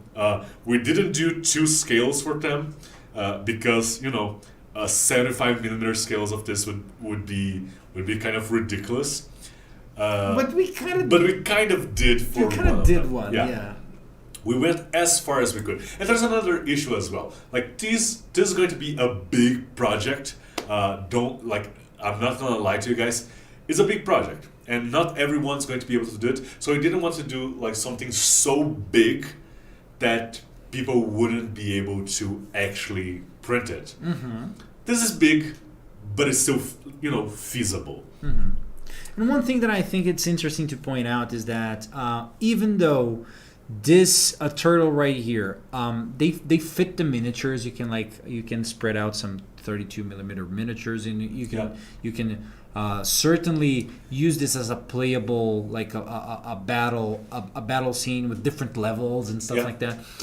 It is not on scale though, right? Yeah, it's not like true scale. It's not on scale. Yeah, so you will notice very quickly that the 32mm mini is probably double the size that it should be for this to be on scale. So what did we do when we saw that if we did this on scale, it would be like unprintable on resin, right? Yeah. So what did we do when we were like facing that fact? We decided to do a FDM 200% version of this fortress. So basically, there is the rest of the turtle. We just don't have it yet because it wouldn't fit the table. But we did. That is an issue. Yeah, we did do a on scale version of this fortress. So it is a massive terrain with different levels, completely playable, and it's gonna be not completely playable because it doesn't have a playable inside. I think that's like an inside part. So I think that's important to notice. But it's completely playable on the outside, so you can fit like tens of minis up here. And even in the top of the tower, you can fit a lot of 6, 7, 8 32mm minis. So it is a massive battle terrain that I'm pretty sure you're and it was actually made to work. Printing. And you guys, we know you guys love this is cool, but whenever we do something like that, you guys are like, okay, but can we have with just a regular shell? And we did a regular shell. It's right here. You can take off the fortress. Yeah. The fortress is designed to be used as its own thing if you want to. If this fortress is like simply sitting on top of the table, you can't actually tell that this was supposed to be on a turtle's back, right? So it can simply be a fortress, right? Yeah, like this is a regular size tortoise. Yes. Right? It's it's not life a size. giant It's tortoise. life size. It is a tortoise. It's a life size tortoise. Yeah. But you can also have this fortress and simply like lay it on the table and Don't drop it. Don't drop it. can you get the tortoise? Yes. Let me. Yeah. If you just lay it on the table, it is like a regular fortress that you can use. Yeah. Yeah, and if you need to, but like if you like stuff like Critical Role, they do have the horizon back tortoises. This Can you works get like perfectly. real close here, Lucas? Yeah. Yes, very To good. show the. Yeah, we show didn't the we mini didn't right finish here. the cleanup in the FDM version because we wanted to show it to you guys today. Yeah. This So is not finished at all. It's not It's even not glued even glued, together. yeah. But we really wanted to showcase how big would the 200% version be. You know, you can hold like a massive battle just on the top of the tower, right? This is the focus is here. So yeah, so it's simply massive and it's simply great. Yeah. Yeah, this is one of the larger and crazier projects that we've done. Mm-hmm. It's I really like it. I guess I'm just gonna. This is my pet now. I'm gonna take this home. And yeah, just take the head of the giant tortoise, and we did it in FDM, and the level of detail is still held up, right? Yeah, it's not sure. perfect, but it's still so good. Look at that. And we did print on one of the faster configurations because or else we wouldn't have it Yeah, in we wouldn't time have it in time for yeah. launch. So 0.28. so 0.28 height of the layer, right? Layer height. So it is not like the most like exquisite definition for FDM, but it's still held up, like you said, it's still held up pretty nice. Yeah. Yeah, it is missing a couple of things. If you notice, like we didn't glue on the trees here. We just wanted to show you guys the fortress part. We will have an assembly video for the big one, for the 200% one. Yeah. So look out for that. It's going to be coming at some point later this month. Yeah. Maybe later. We have. We're getting questions about resin quantity. Do you know? Could you estimate like how much for the tortoise and the fortress? We have these, but not now. Yeah. Yeah, Well, we're gonna ask the team to post like the estimate amounts in the community somewhere or in the What close about to download versions. what about how many spools of filament? 5 or 6. 5 or 6 spools for the whole thing. Yeah, not Okay. full. Just not the turtle.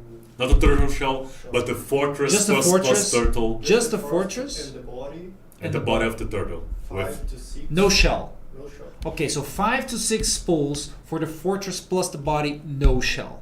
For Yes. the 200% version, guys. Yeah, it's a big project. It's kind of a big commitment. But we know that some of you guys out there are just crazy enough to do it. So we make it possible. And we're dying to see what you're gonna do with this. Yeah. Yeah. Yeah, I half expect someone to pull off like for Halloween next year or something like that, something to pull off a 400% version, like something crazy For the right? 75 minis, like a 400% version. Yeah, yeah. Look, like people have done full-sized. Someone did our grave digger in like life-sized. I've ones. seen that. Yeah. Yeah. So I'm imagining, man, like people, our people in our community, some people are just kind of crazy. So yeah, I can imagine some crazy stuff. I was before we went live, I was talking to you about like imagine if we did like a diorama of this fortress, like on the top of like a mountain. on top And of a the- yeah, mountain. yeah. Like Yeah, one of that's a those, very good one of idea. those. I don't know how to say that in English. One of those mountains.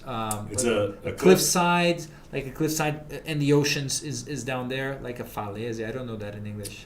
Yeah, I also don't know. that Anyways, English. one of those mountains that they had like this really steep cliff, and then there's Yeah, the ocean down there. It's kind of like the it's kind of like the solitude in Skyrim. Yeah, something like that. And then having the Lady Harpy right like way down in the on the ocean, and like a huge diorama with both things. I think that something like that would be awesome to do. Where you put this? Why am I talking about this? Am I giving like Yeah. too much of a crazy idea? Yeah, the guy that's sitting like behind the camera right now would be the guy that would have to actually make that crazy stuff work, and he's looking at us like, Please don't. okay, so yeah, this is the tortoise. We have a bunch of versions of Gultrot.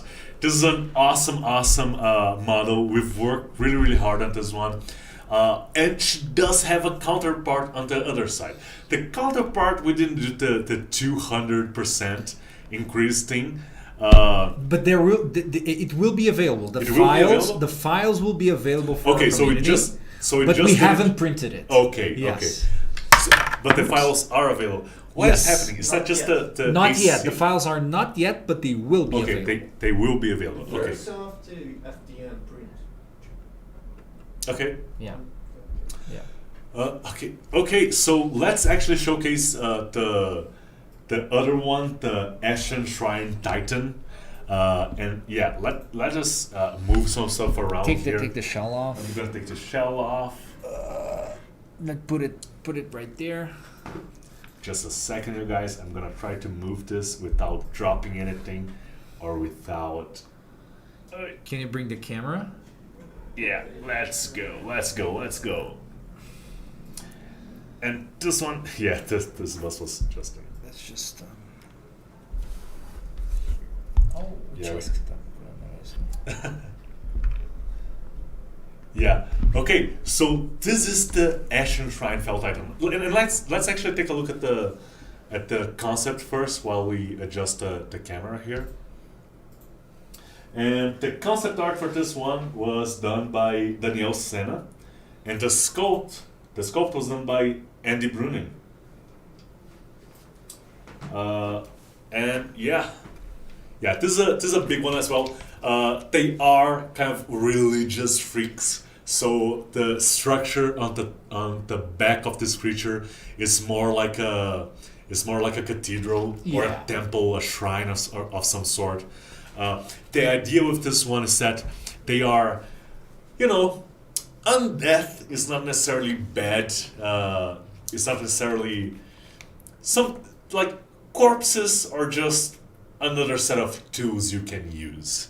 And when you find the corpse of something ancient and weird, you bring it back to life with foul magic, and you slap a big evil temple on its back, and you go on your way crusading and spreading darkness around. Maybe it's like a titan. Yeah, it is a titan. It is. I think that there were the Greek creatures, the Hekatonkeres, the 100-handed ones. Okay. This is like something weird. This is not just any giant, right? This was something that was probably, in D&D terms, it would be one of the creatures that the gods had to kill to be able to make the world. Mm-hmm. And its corpse was just kind of there. And they took it. And again, you can use the structure on its back separate from the body. You can just plop it down. It is something we thought about. This guy actually connects, if you remember the concept art, it actually connects to another object in this bundle, another big object, and we do have it's the mausoleum here. Tell me a little bit about the lore. You said it was quite interesting lore. It's a sad one, a sad tale. Like this mausoleum hosts the first king the Ashen, the King Hemno, he was the one that made the deal with the demon. But he didn't include his son in the deal. And he didn't give immortality to his son because he wanted his son to remain human and to remain, he didn't want to sacrifice his son to sacrifice the things he had sacrificed. Mm-hmm. His son interpreted that in a different way. Dante thought, okay, he doesn't love me enough to give me immortality. He doesn't want me to ever take the throne. I'm going to die, and he's going to live forever, and he's never going to pass the throne to me. A war happens, like a big battle. Dante kills his father and immediately regrets it. And he's been carrying his father's body in that mausoleum. He's been carrying it since then. It's a very, very sad tale that we came up with, that we concocted. It's, yeah. Okay, yeah, and yeah, this is the Ashen Shrine Titan. We are going to have like the big, crazy, I don't know who you are out there that will actually print this, but I know you exist and I love you, version of this thing. We want to see a diorama of both of the 200% versions, guys. Who's gonna take on that challenge? Yeah, that's a big one. You're gonna need to that's a lot of space to occupy. That's like, yeah, honey, I'm gonna need the living room for a couple of months. we're gonna need to take the couch out. Coffee table? No, not coffee table for a while. Yeah. I'm confident that we have a daring soul amongst our community members. Yeah, someone is actually that going to will do that. take on that challenge, and I'm counting on you, whoever you are, you beautiful person. Yeah. And I guess this is it. We still have some more objects. We did show you guys the. I think the mausoleum was also sculpted by Andy Brunin. Mm-hmm. I don't have it here in my cheat sheet as a separate thing, but we also have a lot of, and actually let us try to get the overhead camera again. We're gonna try to show you guys everything, but there. To fix. What? Oh yeah, let's see the sculpts by Alvaro and Danny Boy. Rexidus actually on chat has just committed himself to printing both of them at 200%. Rexidus, if you do that, please contact us, because we want to talk to you if you do that. Okay? Yeah, if you actually manage to do that. Okay, so let's take a look at and I don't even know where all of the objects are. But while we get that ready, while we get that set up, let's take a look at the scopes there. I think outside of the color, and Alvaro doesn't watch Critical Role. He doesn't know about any of that at all. But I think he did, outside of the skin color and the buck teeth, I think he actually sculpted a pretty good version of Chatnate Pakapi. And if you watch Critical Role, you know what I'm talking about. Yeah, it's actually kind of crazy. So let's check out Danny Boys now. This is actually kind of a crazy demon. This is just so cool looking. Like I think Danny Boy is just flexing now. Jesus, he's doing fur and hair, and it's a little bit more. Let's say, it's a little bit more of a caricature, right? It's a Santa goat. Yeah, Jesus Christ, I don't know what that is. It's a Santa goblin. Yeah, It's I don't know what that is, but I'm gonna see it in my nightmares.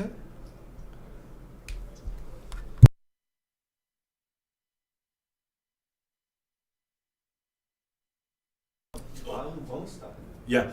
Okay. Yeah, and I believe we did mention this. This are if we didn't, I'm sorry. These are Christmas ornaments that they are sculpting, and they will be made available for download.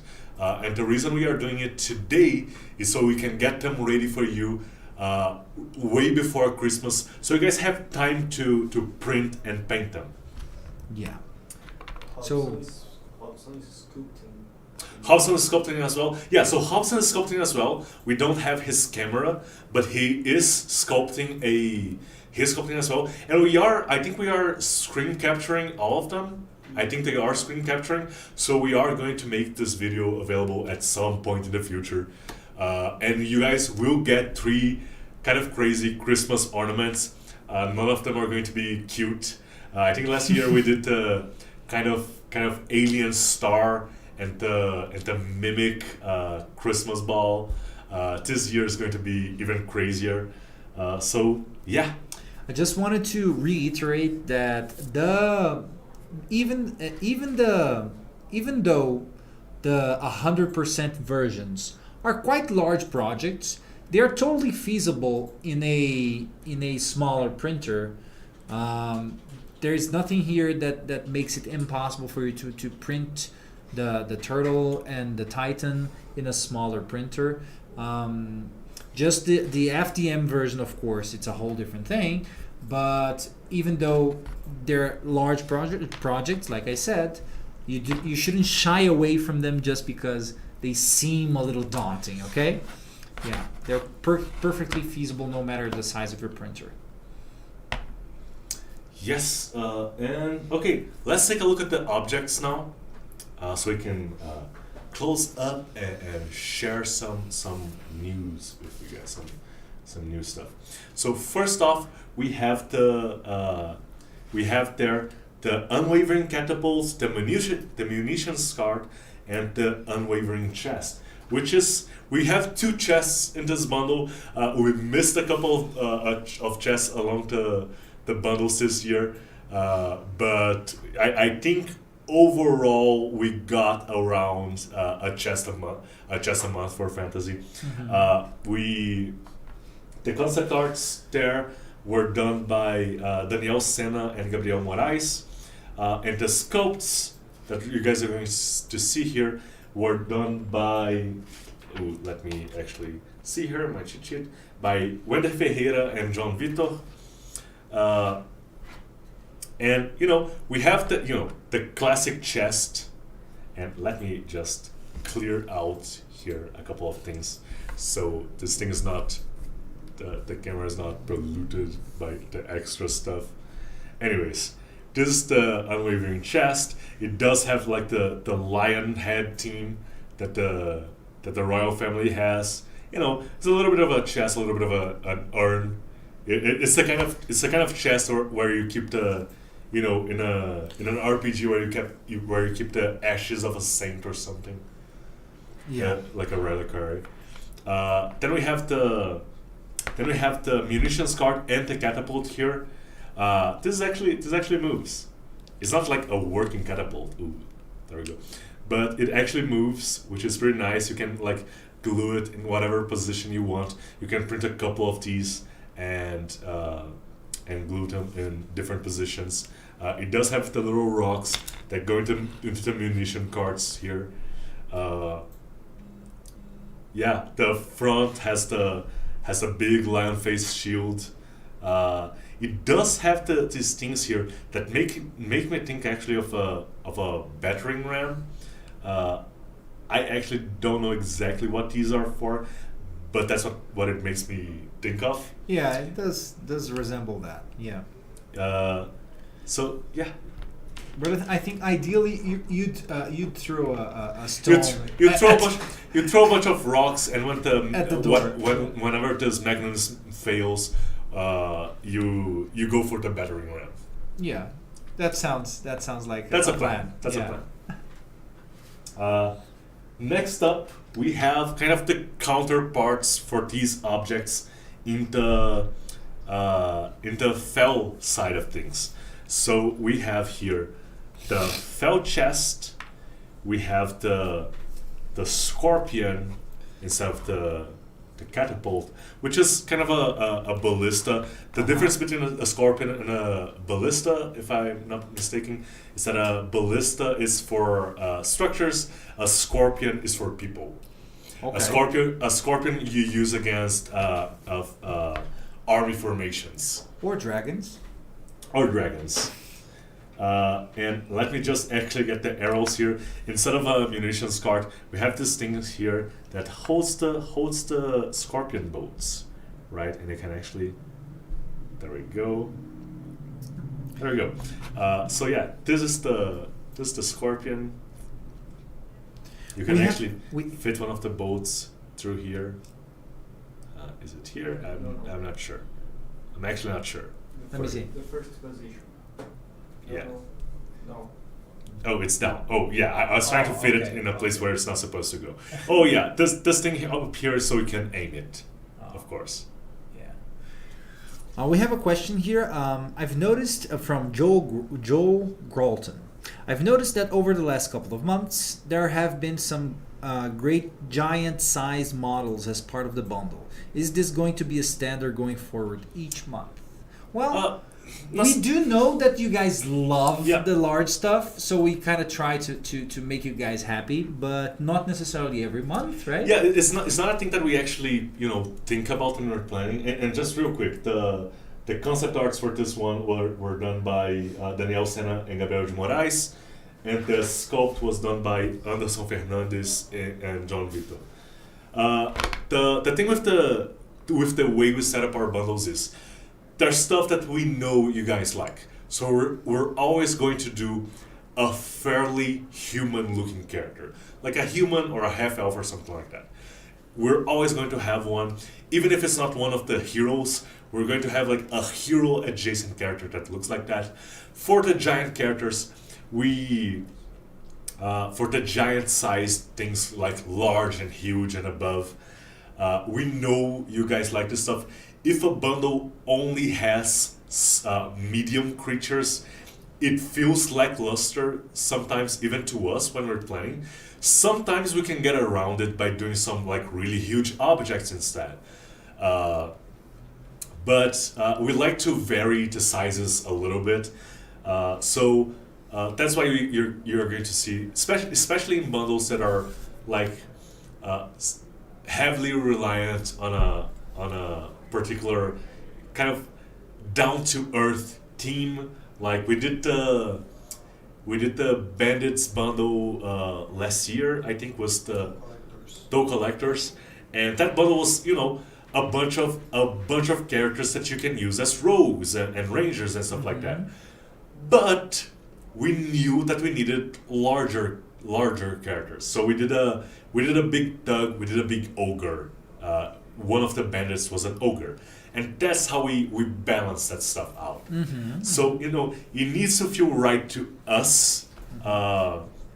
We try not to force it. Oh, it needs to have a large creature just because it needs to, but it just turns out that we end up doing something fairly big every month.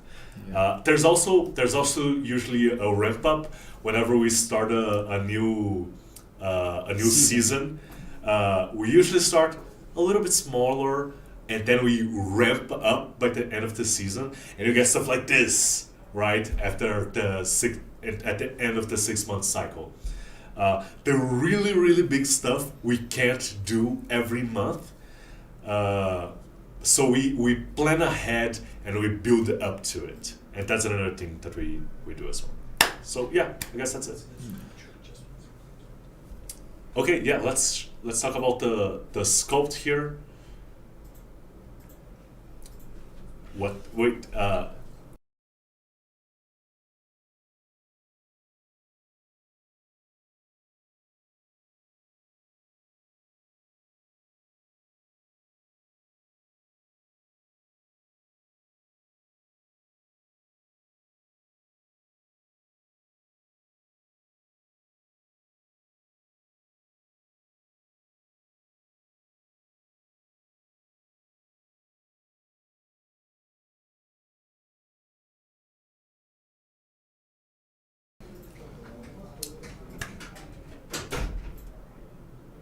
Aqui tá apagado, mano. A gente não tá vendo nada. Não sei o que é. Tá rolando. Só Mas tá avisa rolando? pra ele quando Okay. volta. So, Are we back? so guys, we just... Yeah, you can take it over. We just got a disclaimer from our team. Unfortunately, like the big things that I did this month, the Titan and the Tortoise here, it was a bit unfeasible to prepare them for the smaller printers, so they are only available for the larger printers, like the Mono X and above, right? I think what's the size of the build plate of something like a Mono X? Do you remember? Yeah, you can Google it and let us know, and we will. So smaller printers are probably not going to be able to do these things. I think we do have a small version of the Turtle. So there will be like a miniature size turtle. Yeah. Okay, so we are going to have a miniature size turtle, and that is going to be able to be printed on a smaller printer. But for these ones, you're gonna need a bigger printer. You're gonna need a bigger boat. Yeah. Yeah, like it would be kind of unfeasible to cut in that many parts, and with resin,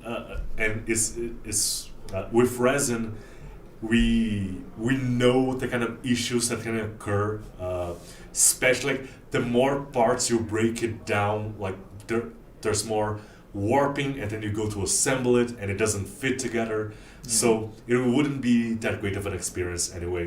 So sorry about that, you guys. We should probably have talked about this a little bit sooner, but anyways, it is what it is. Yeah, I'm sorry about the equivocated information, but we came in time for a correction. Yeah. Yeah. Okay, so let's talk about. We have a couple more objects, which are actually just kind of decorations, kind of scattering objects for the good guys Tortoise City, but for whatever you want really. So we have a bench with all of them have concept art by Daniel Sena, and all of them were sculpted by Wender Ferreira. We have. Yeah, we can just go to the sculpt. Yeah, there we go. We have a bench, we have a fountain, and we have a couple of barrels and sacks here. This is like your standard fare diorama stuff. It's going to help, fill out the kind of empty areas in the tortoise, or to make it feel a little bit more lived in. There's like an outside patio, like a square where you can position these. You can't see it, I'm sorry, but it looks pretty cool. Yeah, more scattered terrain is always good. Like when we do, I think we did. I don't remember what we did, but I think we did. There was a month when we did just the big terrain, and people really didn't like that. Like people liked the big terrain, but some people really like the small stuff. So whenever we do like the big projects, we also try to do a little bit of the small stuff, so everyone's happy. And yeah, I guess this is it for the models today. Let's see. Yeah, this is it for the models today. We have a couple of reminders first, and then we're going to reveal the name of the next bundle and show you the concept art, the render for the next loyalty reward that's going to be coming out soon. So just thinking it back a little bit, the bundle's out today, right? I think it's a couple of things are going to be coming later. The 200% version of the Fell Titan is going to be coming later. The Little Turtle also will be coming later. Yeah, I think it's not we yet have, done. Yeah, we have a couple of things that are going to be updated, probably like in the beginning of next week, something like that. Mm-hmm. What else do we have here? I think we should mention again Journey to Nidavellir next week. Next week, Monday, we will have our first the launch week is next week. Monday we will have the first video. There will be a video on Monday, another one on Wednesday, and the final one on Friday. And the product will be actually launched on the other Monday. What day was going to be that? 12th? The 12th? I think Yes. it's the 12th. The 12th. Yes. So the official launch is on the 12th. And But so come- it will be when you will Come be join able us. to purchase it. Come join us during launch week to see what's going on. There's so much stuff. There's just so much stuff. Yeah. And the name of the next model, can I say it? You can say it. It's a very cool name to pronounce. The next fantasy bundle, the January bundle, will be called Lair of Liars. I really like this name. Yeah, I always try to sneak in some alliteration into bundle names. I like really it. liked it. Yeah. Lair of Liars. Yeah. So yeah, that's the name of our next fantasy bundle. And we also have the name and a render of our next loyalty reward. We had already shown the concept. We have right? shown the concept art. Now we have the render, and she looks amazing. Yes, the name of this character is Grisara, Fallen Seraph. Yes. She's in the process right now. I think we're finishing her up. She does have, a 32-75mm and a statue scale. We are going to finish her up, test print her to make sure everything is working well, and then we're going to release her to you guys in the end of the year. It's probably going to be a New Year's gift to you guys. The concept artist for this one is Victor Ferraz, and the sculptor is Rafael Sui. Rafael does some amazing sculpting work for us. He's like some of the favorite models that we've done are by Rafael Sui. So yeah, that is Grismara, the Fallen Seraph. She's a fallen angel kind of / demon. I can't wait to see her painted up. Yeah. You know? Yeah. She's gonna be great. One thing that I wanted to reiterate is that we've had some of our community members in chat promising to print both of the big guys on 200% I want to see FDM. that. I want to see challenge accepted. I want to see that. I want you I'm wondering, can't they get it assembled and painted before we can? Well, I think that's a great challenge, and if you guys do that, please let us know. Please tag us on Facebook or send a picture on Discord, tagging some of the community moderators, so we can see what you guys are up to. Okay? Yeah. Yeah, and I guess this is it. We have some. What time is it actually? We do have some time for a Q&A or for comments. we it's like 5:30 already. Ooh, so we may not have that much time. Let's do like 5 minutes. Let's do 5 minutes. Yeah. We have 5 minutes. So if you have any questions or any suggestions, or just send them to us. We're gonna try to answer them the best we can. So yeah, 5 minutes, counting, go. Yeah, Rexidus is asking, on the site the Tortoise has one labeled as FDM. I presume that's the 200% version. Yeah, that's the 200% version. Yes, that's the one. That's the very one. My only question this time, how on earth you guys are going to pick winners for the Golden Brush? I've seen the entries and I'd never be able to pick just one. Oh yeah, there's going to be, yes, for Community Golden Brush choice, there's actually a link for the community choice that is going around right now. It was on the Discord, I believe, and it was on Facebook as well. So you guys can vote, and we're going to have a community winner. The community winner, the winner of the popular vote, will become the next community hero. We are going to do a mini based on that person. There's a video going on about you saying this exact thing on our YouTube channel. So if you have any doubts, any questions, you can watch the video. You can refer to that. Yes, and also there's like the rules page on our website that you can also check out to understand how we're doing the Loot's Golden Brush. Yeah. Yeah. What else? What else we have? We don't have a lot of time. We have to go. We have to go. Isn't Lady Harpy bigger than the tortoise? Bigger than the 200% one? Not at all. No. I think she's longer than the regular one.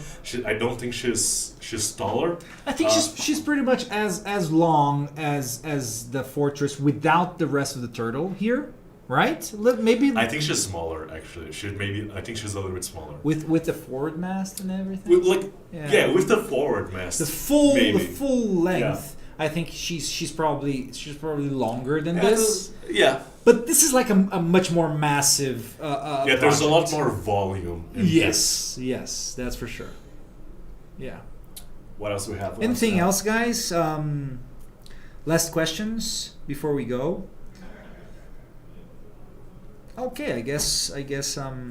Yeah, if you have anything else that you'd like to add, any comment that you'd like to make, you can make it on this video. You can send us messages on Discord and on Facebook or questions there, and we're going to do our best. We have one that we can help here. Marsolo asks, are the FDM files delivered in the recommended print orientation? Yes. So it's just like toss it up there and have it ready to go. So yeah, it's plug and play, guys. Can we expect Ashton Betcher? Can we expect to see the remaining devils from D&D that Loot has not yet covered, specifically the Orthon and Hellfire Engine? Ooh, okay. Those are kind of are tricky.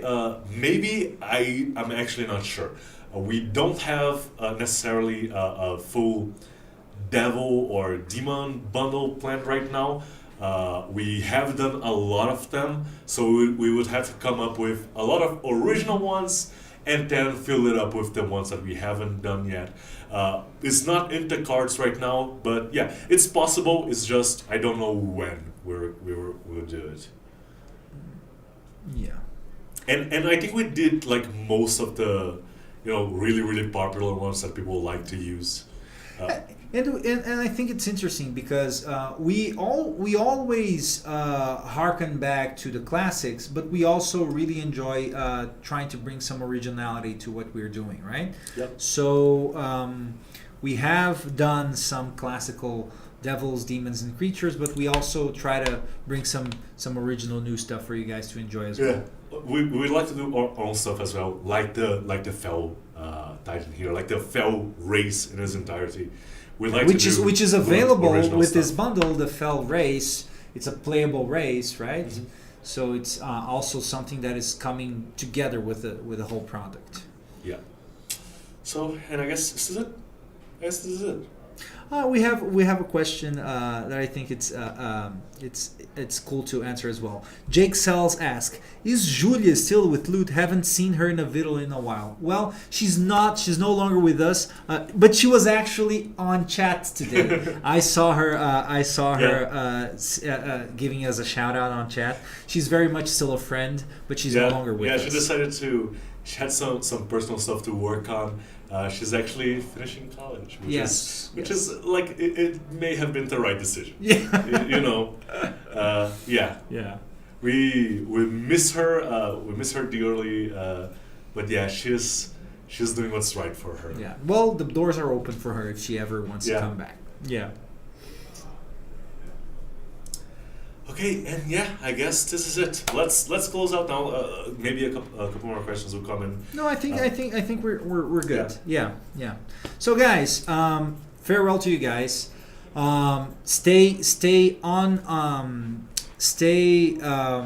alert for the launch week next week. Monday, Wednesday, Friday, and then the actual product launch on the 12th, the other Monday. Journey to Nidavellir is just around the corner.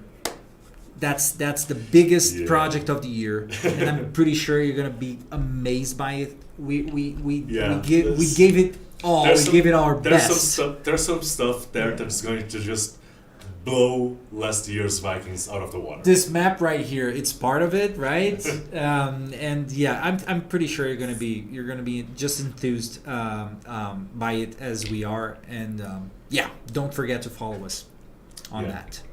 So yeah, this is it, guys. This was a lot of stuff to go through today. Sorry about the delays and the technical issues. Thank you so much for sticking with us through the end, and I hope to see you guys next week on chat as well for our live video launches. So Yeah.